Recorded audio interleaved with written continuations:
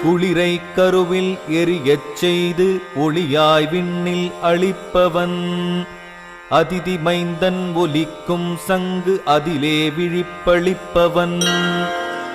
இருளை மறைக்கும் வானநாதன் மறைமூன்றின் சாதகன் மலை தாண்டி விரையும் வேகன் மழை தருவோன் நீர் சிநேகிதன் ஒளிவட்ட செந்நிறத்தோன் அதனுள் யாவும் எரிப்பவன்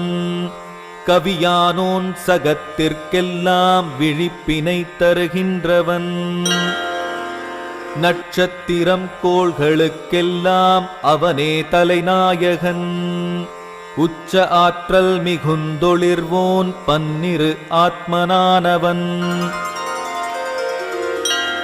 கிழக்கு மலையில் எழுபவா போற்றி மேற்கிலே மறைபவா போற்றி